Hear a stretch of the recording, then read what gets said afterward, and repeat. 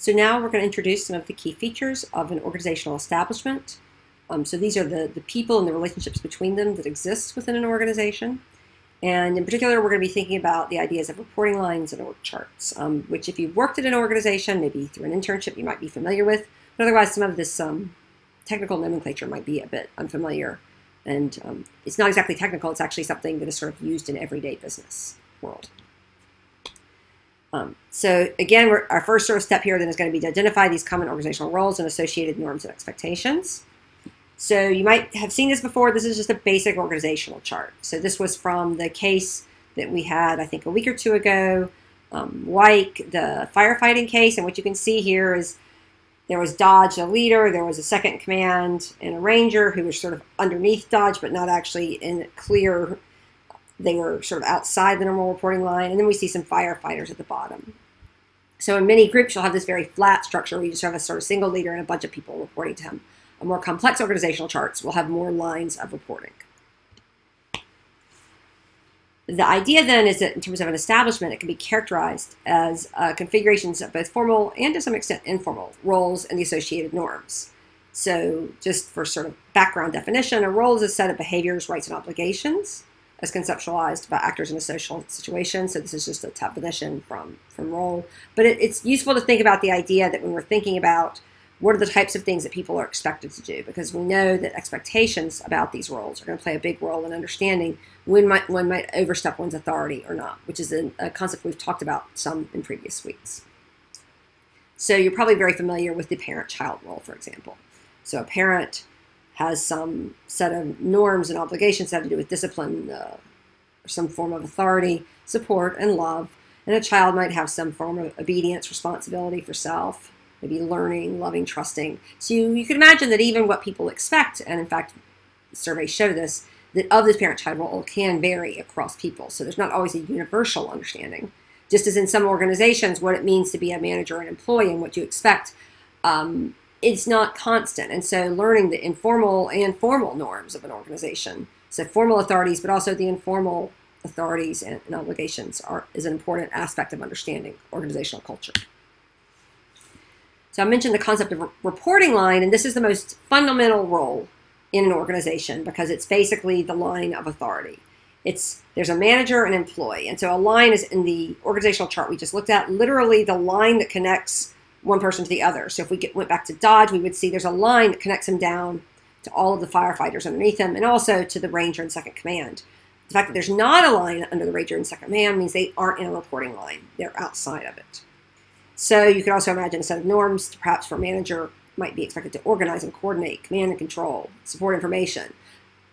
They might also have expectations put on them from the manager above them, right? So there can be different expectations depending on who you're talking about. The employee might be expected to be obedient or to work hard or to be willing to offer their free opinion, or they might be asked not to offer their free opinion. Again, these norms, informal in particular, can vary. So the other thing to really note at is the idea that there are people in the same peer type roles. So you can, actually in network terminology, it's called structural equivalence. But the idea here is this is a peer role. So think about siblings in a family. But here we might think of two managers underneath the head of a company or two employees underneath the same manager. So of course they're expected to be mutually respectful, collaborative, professional.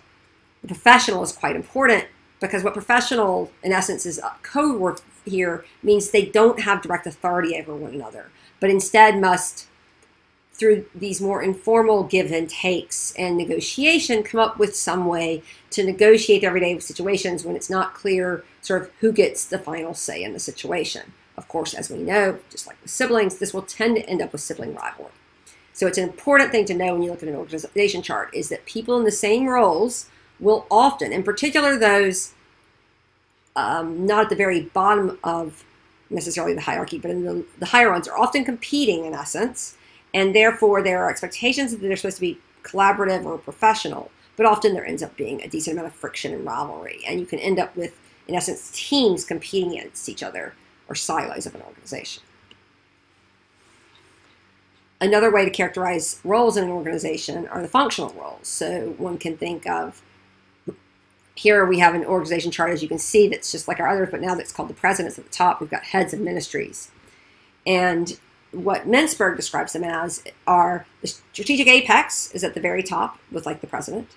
The people in the middle who have both links to the top and links down to the group beneath them are called the middle management. And the operating core is the group at the very bottom. These are the people who are on the front line, who are doing the manufacturing or doing the service delivery, whatever it is.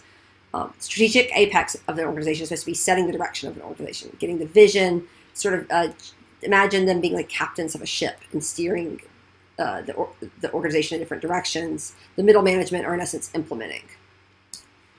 These are just terms that Mintzberg uses, and they're very useful in thinking about what we expect of these roles. So imagine that these are in essence sort of classes of roles that we have some sense of an expectation of what in general we might look for. It doesn't mean they're always functioning that way in an actual organization informally, but theoretically it's what we would expect.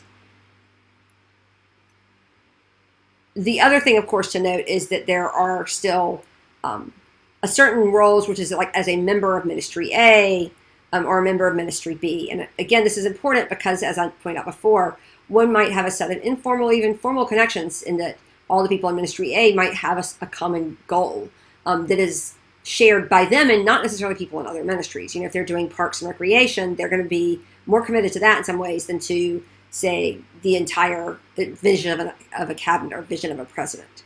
And so I think that that's important to note because it's one of the sources of conflict sometimes between the lower levels, the sort of, especially in the operating core and the middle management of an organization, and strategic things. And some of the recent stuff, you'll hear things about, say, a deep state. Whatever that means, I don't know if I understand it completely, but the important idea is that the concept that I think of as theoretically corresponding to that is this idea that people become very committed to the functional grouping that is around the ministry and the goals that they have of that and the values that they hold for that organizational unit. So a few more additional functional roles to know from Mintzberg is he calls them a support structure and the technostructure. Now, I have not yet to actually figure out what theoretically the distinction is between technostructure and support structure. Reading between the lines a bit, it actually starts to look a lot like the people over in the technostructure have sort of technical skills and are very male. The people in the support structures are like females doing, you know, supportive things, but not sort of strategically setting the pace. Now, of course, it can be an interesting case. So during when companies are doing corporate turnarounds and you have HR taking a strategic direction, do you put it in the technostructure or do you put it in the support structure, right? Because they aren't just sort of supporting the everyday work without taking a strategic direction. The idea of technostructure is supposed to be that it's in some way actually creating this sort of organization. It makes a lot of sense when you talk about manufacturing. Those are the engineers that are telling everybody else what to do. It becomes a little bit tougher to figure out in other organizations. But what's important about these groups is that they have a special role because, as we sort of talked about before with something like the Treasury Department, it's often the case that there are, in essence, sort of these groups sort of spread their fingers throughout an organization. They touch all parts of an organization, not just a single again, a unit like Parks and Recreation, which is sort of more operating core. These are clearly outside that, even though they end up intermingled through it.